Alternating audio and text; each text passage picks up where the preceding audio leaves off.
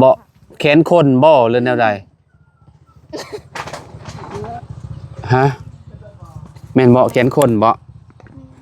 ใช่เบิ่งดูให้ปลาลุงเบิ่งนำหน่อยเนาะเนาะใช้บ่อนใดล่ะบ่อนฮอดทางนี้ขึ้นบ่อนคอต่อนี่บ่บ่อนคอศอกนี่บ่มันบวมแม่นบ่เส้นพริกบ่จักเนาะ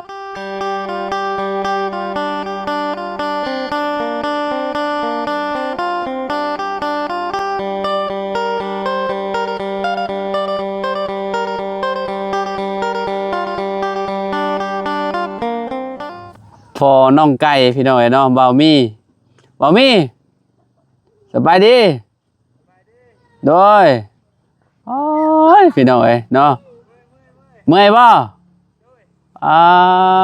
พี่น้อยเนาะขึ้นแล้วบ่เฮือนใหม่น่ะยังบ่มื้อใดขึ้นน่ะเปลี่ยนแล้วบ่สังกะสีน่ะซูมได้พี่น้องเนาะพูนเราอยู่ไปไกลๆหนึ่งเนาะก่อนอื่นก็สบายดีเนาะพ่อแม่พี่น้อง FC วัชคูทุกคนเนาะฝนตกผ้าลงแล้วก็พากันเฮ็ดไร่เฮ็ดสวนแล้วพี่น้องปลูกมะกล้วยเนาะ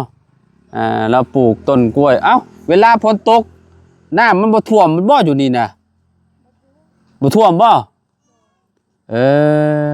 พี่น้องเอ้ยฮะ40 คูณ 40โอเคเข้าใจแล้วมาทางนี้บาทนี่พี่น้องเนาะสบายดีเด้อสบายดีน้องเลี้ยงน้องแต่งจริงบ่แม่นน้องใจดีน้องกองมีพี่น้องเนาะกองมีหน้าคือเสาแท้ฮะบ่ได้เป็นหยังบ่ได้เป็นหยังบ่น้องเลี้ยงหน้าคือเสาแท้ล่ะบ่ได้เป็นหยังบ่เมื่อวานน่ะบ่าวคือเห็นเจ้าให้กิ่งเกลือกอยู่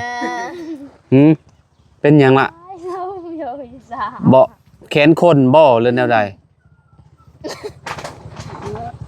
ฮะแม่นบ่แขนคนบ่ใช่เบิ่งดูให้ปลาลุงเบิ่งนำหน่อยเนาะเนาะใช้บ่อนใดล่ะบ่อนฮอดทางนี้ขึ้นบ่อนคอต่อนี่บ่บ่อนคอศอกนี่บ่มันบวมแม่นบ่เส้นพริกบ่จักเนาะเฮ็ดหยังแน่แล้วนี่น่ะไปหาหมอมายังหมอเป่าบ่หมอเป่าป่านนี่เฮ็ดแบบนี้ได้บ่เหยียดแบบนี้บ่ได้บ่เจ็บคือเมื่อวานนี่ชุมเจ้ากอดกันบ่กอดเราเฮ็ดแบบนี้เคยลงใจดีเวียงเล่าบ่จักฮะเคยอยู่เคยเจ็บกระเพาะจี้มันจะเจ็บกระเพาะบัดนี้น้องสองคนนะเบิ่งฮู้บ่บุญเบิ่งฮู้บ่บุญบ้านป่าโดยฮู้บ่บุญเต้นถ่ายฮู้บ่บุญเต้นแล้วค่อยลง Facebook ค่อยแล้วคนคอมเมนต์น่ะจริงบ่ให้เบิ่งแต่ว่าเบิ่งคอมเมนต์แล้วก็จริงบ่ให้บ่อะไรมีคนคอมเมนต์ค่ะและบ่อะไรมีแล้วก็จริงล่ะหันมาพี่เฮ็ดแบบนี้สิค่อยน่ะหันมาพี่แล้วค่อยลงเจ้าคล้ายๆเวียงโตแล้วเจ้าล้มเองเราเวียงโตค่อยน่ะเราก็ล้มน้ำเราทับค่อยจะดีล้มทับบ่แม่นแต่จริงแต่จริงโตใหญ่ๆเนาะ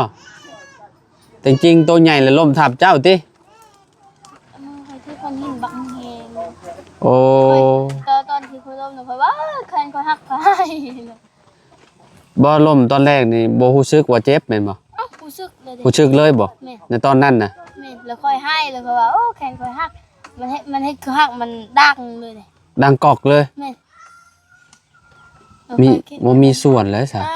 บ่แขนค่อยบ่คือบ่ไปหาหมอล่ะไปเป่าซื่อแล้วการป่านี่สิ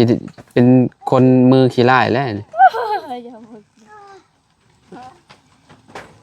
หรือว่าเส้นพริกบ่เนาะน้องเลี้ยงเนาะเส้นพริกไข่อยู่กันนำเส้นพริกเนาะ พ่ออยากไม่ได้ บ่โทรศัพท์เว้า AI เองเด้แบบว่าเฮาเว้ากันแล้วเพิ่นสิแบบว่าเพิ่นฮู้เด้แต่เพิ่นก็สิแปลให้ว่าเฮาเป็นนั่นเป็นนี่น่ะ แม่นรอดังตลอด แม่นแบบนี้โทรศัพท์น่ะบ่าวก็คือกันมันสิเว้าเองเลย AI นี่น่ะ AI เว้าเป็นภาษาอันอย่างเช่นนี่เอานี่อยู่ดีๆนี่มือซูนนี่เอานี่มันสิว่าคุณกำลังทำอะไรอยู่มันก็เว้าเลยแหละมันแปลให้เลยเอาอีหลีสาวกองมีเว้ายังบ่เชื่อ AI เว้าเด้นึงนึงเจ็บอยู่เนาะไปเป่ามาแล้วมื้อนี้ไปเป่ามาแล้ว เป็นแรงกับไปเป่าแต่ตอนเช้าที่ไหนมาที่ไปเป่า เป่าอยู่บ้านใดล่ะ มาเสีย เป่าอยู่บ้านฉันแล้วบ่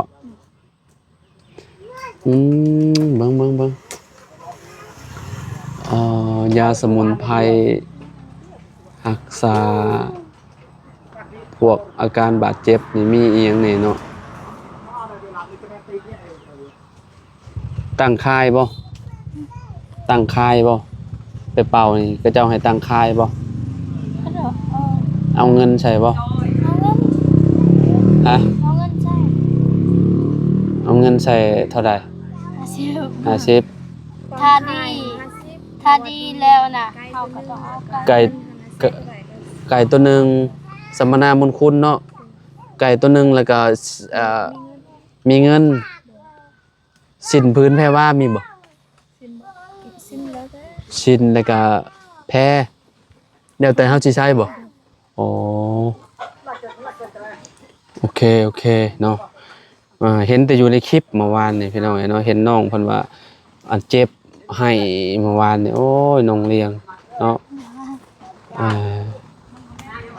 ไปโรงเรียนก็ได้สิได้นี่ครับรถก็ได้สิได้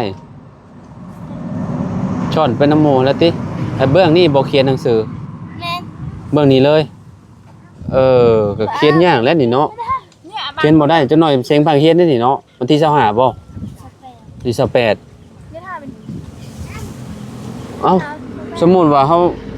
าจับมีเขียนแบบนี้มันเจ็บมันก็เขียนยากเด้อเนาะลองมึงดูล่ะ ไม่ได้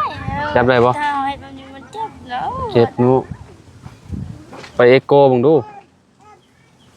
เอ็กซเรย์บังเชโปนถูกมึงเรียงไปเอ็กซเรย์เอ็กซเรย์เบิ่ง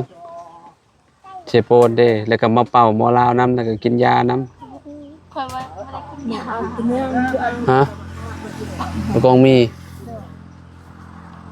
เห็นนั่นน้องจำปาน่ะอยู่บ้านนั่นห้วยยืงน่ะล่มแบบเจ้านี่แหละเราบ่ได้ล่มแห้งนั่นน่ะลงจากบันไดจะไปเฮ็ดกินน่ะพลาดเลยแขนไปถือกับมองไม้น่ะมันผลิกเด้ไม้เป็นแบบนี้ไม้กลมๆแบบนี้เด้อันย่างลงไปมันผลิกแบบนี้เลยแล้วก็มือน่ะสงสัยให้กระทบใส่กับอันนี้กับไม้ตัวกลมๆแขนเราหักเลยกี่ข้อยหนึ่งแม่นแขนเราหักเลยแต่ตอนนี้เราดีแล้วแขนเรากระดุ้งแขนเราลุ่งเลยแบบว่าบ่ซื่อเลยแขนเราแบบงอๆเลยแขนเราบุญละจ้ะแต่ตอนนี้ก็ใช้งานได้ปกติแต่ว่ามันก็บ่งามคือเก่าแต่ว่าเราก็ใช้ได้แต่มันก็บ่ซื่อคือตอนแรก เดี๋ยวก่อนนะค่อยนะ ๆเจ้าเคยบ่แขนหักนะ มันไม่ได้หักแต่มันอันนั้นมันกลุย อันนี้ก็น่าสิกระลุยซื่อๆบ่น่าสิฮักเนาะมันเสร็จมันผิกอะไรพี่น้องเอ้ยเนาะ นั่นน่ะบนนี้ก็ไล่เถื่อล่ะ ภาวนาบ่ให้เป็นหยังเนาะล่ะเนาะให้น้องเลี้ยงหายไวๆพี่น้องเอ้ยเนาะอาจจะดีเคยแขนหักบ่หักมงน่าจะดีเจ้า ใส่อันนี้นะ อันยิงใช่มงนี้แม่นบ่เป็นเอาได้นี่น่ะนี่มองนี่เนี่ยมันบาดเองบ่ เขาใส่อันนั้นเขาใส่เล็ก ก็เจ้าดามเล็กให้นั่นนี่ยังบ่ได้เอาออกบ่เล็ก ออกแล้วออกแล้วเนาะ ออกละไปออกเลยแต่ยังคดนั่นวันนี้เราเอาไปเป้า ไปเป่าแล้วมันเหยียดขึ้นบ่มัน เดือซื้อ ใครเนี่ยเนาะพี่น้องเอ้ยเนาะแต่ละคนก็คือแบบเจ็บเบิดเนาะโอ้ยพี่น้องเอ้ย เท้าคนนึงน่ะเราบ่อยากออกเล็กเราไหวซื้อ ดามเล็กจักอันหนึ่งบ่สองอันเลยเลยดามอยู่ใส่อยู่สวรรค์เลยผมหมอแขวงผมบ่ ต้นแคนหักนะอันนั้น ตอนหักแรกๆไป แต่ตอน ไป แต่บอกว่าตอนหักแรกๆนะมือเขาเป็นแบบนี้เลยแม่เท้าเฮ็ดแบบนี้ยังบ่ได้เฮ็ดแบบนี้ทำที่ว่ามันได้ยินเสียงเลย เพราะว่ากระดูกมันหักเลยมันสามารถแบบบิดไปใช้ก็ได้เด้เพราะว่าอยู่น้ำหม่องข้างนอกนี่มันสิมีแต่พวกเอ็นพวกเส้นเด้มันจองแม่นซื่อๆเด้อท่านนี่กระดูกเสียกออกเลยบ่แทงออกข้างนอกเลยติ แล้วเลือดออกไปที่หลังแล้วไปอยู่นั่นแล้วไปอยู่บ้านที่แล้วบ้านที่แล้วนะ เอาบ่ได้ ย่าแล้วว่าหักอีกบ่นี่ผู้ ก็เจ้าเอาบ่ได้เลยก็เจ้าส่งไปเลยติ ไปบ้านดงทับบ่ได้สิบ่ได้ เจโปนก็เฮ็ดบ่ได้เขาส่งต่อเลยสวรรค์เลย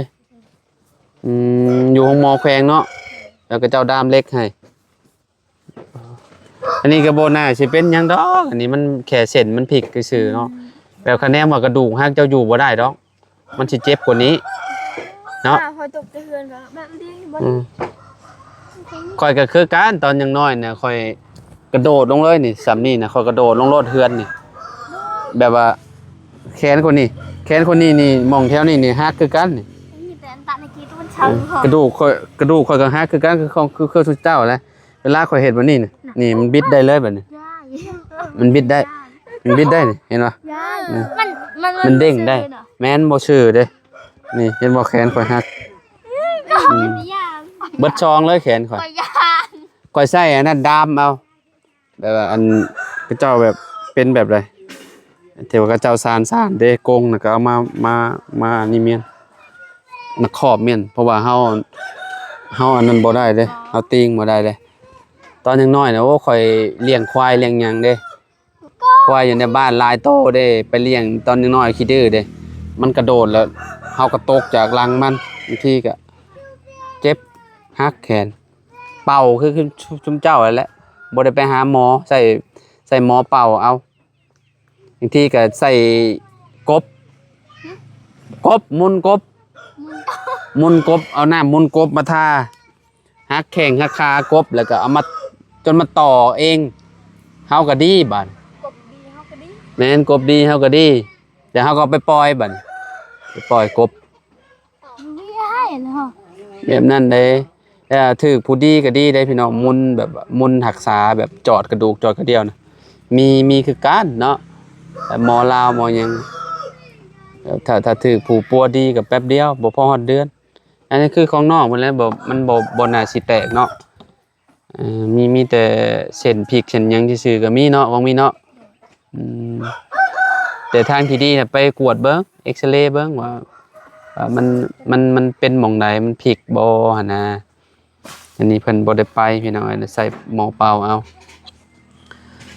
จังได๋ก็หายไวๆเด้อ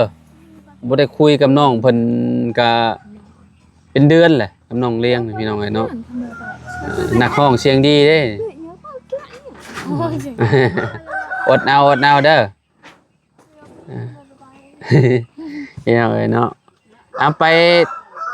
หาทางครอบครัวเต็งจริงก่อนพี่น้องเนาะไปถามเรื่องไฟฟ้าก่อน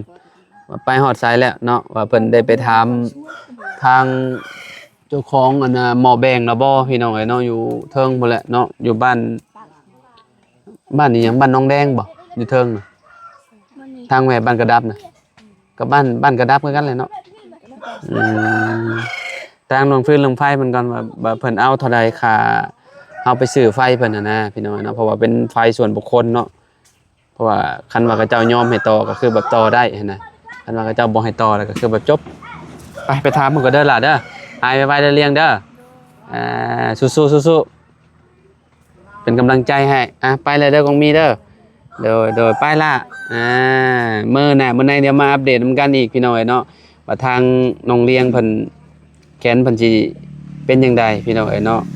เห็นเพิ่นให้เมื่อวานน่ะโอ้ยว่าอีต้นเราเด้ว่าเนาะเอาพี่น้องเนาะไปพูดก่อนทางนี้เฮ็ดหยังกินเด้คุลุกอยู่เนาะครอบครัวนี่ก็ได้เฮ็ดหยังกินน่ะ สวัสดี โดยสบายดีสิไปไสนี่ สิมื้อบ้านแล้ว เมื่อวานครับ โอ้แต่งโตหล่อเลยเนาะมาบ้านห้วยหอกบ่เมื่อวานนี่ข่อยเข้าไปอยู่บ้านเจ้าแต่สิไปหาน้องผู้หนึงแต่ว่าเราบ่อยู่เราไปโรงเรียนจังน้องไปสังบุชื่อเรา มื้ออื่นเขาแต่งลาน เจ้าบ่ได้เมื่อบ่ เออโอเคเอาโดยเอามาสับมาทางนี้ก่อนเอาสบายดีตู้สบายดีเนาะไฟเลยเป็นจังไดแบบเพิ่น เพิ่นว่าซ้ำเฮือนบ่คำต่อและ10ล้านตะกี้เพิ่นก็ว่าจะได้เกินแล้วก็ว่าเกินแล้วเพิ่นบ่ช่วยแล้วข่อยนี่เพิ่นอยากได้เท่าไหร่ เจ้าทวิตเพิ่นก็ว่า14 15หรือ12นี่แหละเพิ่นว่า ปอโท โอ้ยเขาว่าแพงเพิ่นบ่ช่วยดอกว่า ค่าซื้อไฟนำกับเจ้า10ล้านบัดนี้ค่าอุปกรณ์สายฟูนสายไฟโอ้ปลาเขาเท่าไหร่เด้นี่เนาะ กว่าแล้วชาวปลาย30พุ่นละ ประมาณ นั้นนะหลายได้มันค่าดึงไฟมันไกลได้ ประมาณ20ปลายล้านเนี่ยบ่รุดแหละ แม่นนะ ประมาณนั้นแหละคิดว่า ขนาดเขาเดินไฟอยู่ชายแดนเฮือนเศรษฐีเขาเดินนั่น เพราะว่าเดี๋ยวเฮาสิโทรหาอ้ายอันนั้นอ้ายผู้ติดต่อไฟก่อนว่าเราสิว่างมาเบิ่งตัวจริงบ่หั่นนะเดี๋ยวสิให้เรามาเบิ่งอยู่บนหันจากเฮือนเจ้าของหมอแบงมาพี่พี่น้องเนาะเพราะว่ามันก็ค่อนข้างสิไกลแฮงในสายไฟนี่คือดึงมาแต่พูนหลายเกือบกิโลบ่ได้ตัวเนาะประมาณน่ะเนาะอันนี้ใช้ไฟนี่มันดึงมาฮอดนี่บัดนี้แต่นี่ไปก็ได้ละกิโลคือจะว่าแล้วเนาะก็ไกลเลยเนาะใช้ไฟแต่ว่ามีผู้หนึ่งเพิ่นว่าน้ำข่อยว่าเพิ่นอยากมาเฮ็ดก็ว่าถ้าเพิ่นละ เท่าใดครับว่าเพิ่นว่ากับพวกไฟฟ้าคือกันชื่อเราชื่อเวียดว่าเท่าใดว่าก็จะเอาแล้วว่าบ่ขอถามเท่าใดเราบ่ได้ว่าเราว่าเบิ่งก่อนบ่เฮาติดต่อหาเจ้านี่ก่อนให้เจ้าผู้นี้แหละให้เจ้าเอาผู้นั้นคือกันบ่ว่าทีมงานจำเฮาเคยบริการเราเด้แนวนั้นนั่นคือกันนั่นแหละเขาก็คือกันนั่นแหละเคยใส่เขาก็ว่าเบิ่งเครื่องกันก่อนอันนี้เราก็ว่าเราบ่ฮู้เราว่าเดี๋ยวสิโทรเราหาเราก่อนบ่แรงกันว่าเราว่างมาเบิ่งก็สินัดตัวจริงแล้วก็มาถ่ายคลิปให้ทางอ้ายเพิ่นเบิ่งเนาะทางไอ้น้อยพี่น้อยเนาะผู้ที่ว่าเพิ่นสิซอยครอบครัวน้องจริงๆแหละผู้ที่ว่ารับทุกสิ่งทุกอย่างเพิ่นเฮ็ดเทือนเฮ็ดชาติให้น้องจริงๆนี่แหละคือแบบเพิ่นก็แบบอ๋อโธ่เฮ็ดเทือนหลังนี้มูลค่ามหาศาลพี่น้อยเนาะบ่จักพื้นไฟอีกบ่ฮู้ว่าสิเท่าใดแหละแต่ฮู้ว่าเจ้าของหม้อแบงน่ะเพิ่นเอานำ10ล้านเนาะแต่ค่ามือค่าสายฟืนสายไฟผู้เดียวเพิ่นสิมาเข้านี่บ่ฮู้ว่าสิเท่าใดขอเราลุดอยู่ถ้าเบิ่งพี่น้อยเนาะขอเราลุดเราบ่ลุดแล้วว่าเขาใส่10ล้านเจ้านั่นแหละข่อยก็ขอแล้วลุดอะไรเนี่ยกว่าเขาว่าเห็นเพิ่นโดยช่วยก็เดี๋ยวก็รุ่นนำกันมาเอิ้นพุ่นแหละพี่น้องกันว่าเราสิว่างมาเนาะเราบ่ว่างมาก็รอไปอีกก่อนพี่น้องแต่ที่แน่ๆฮู้แล้วอันเรื่องระว่างมาพื้นไฟอันนี้แล้วพี่น้องเนาะเรื่องสมมุติว่าขอต่อเพิ่นมีไฟนี่ก็ดีอีกแบบนึงน้องจริงๆมันก็สิได้ศาสตร์อันนี้เพิ่นเนาะโมเมนต์ไอ้รถตีไฟฟ้าเพิ่นเนาะจอดใต้ทะเลอยู่เนาะไปทางใดพี่น้องเนาะไปจากหลายเขาหายเขาเฮ็ดถอดได้เนาะครับจากปุ๊บเสียบปุ๊บขนาดเป็นจากโทรศัพท์จากปุ๊บเขาก็ถอดปั๊บเลยนะบ่ได้อันนั้นเนาะไปแล้วเอ้าสบายดีเดี๋ยวมื้ออื่นจังว่ากันเนาะพี่น้องเอ้ยมื้ออื่นบ่ฮู้ว่าสิมาบ่อันน่ะสิมาอยู่มั้งเนาะทางในสร้างเวียดก็ได้พี่น้องเนาะจะได้ก็อยู่ดีมีแฮงมาสู่กุศลขอบคุณหลายๆที่ติดตามเด้อน้องพอๆกันน้องเข็มนายสำหรับที่นี่ไปแล้วพี่น้องเนาะสบายดีเด้อ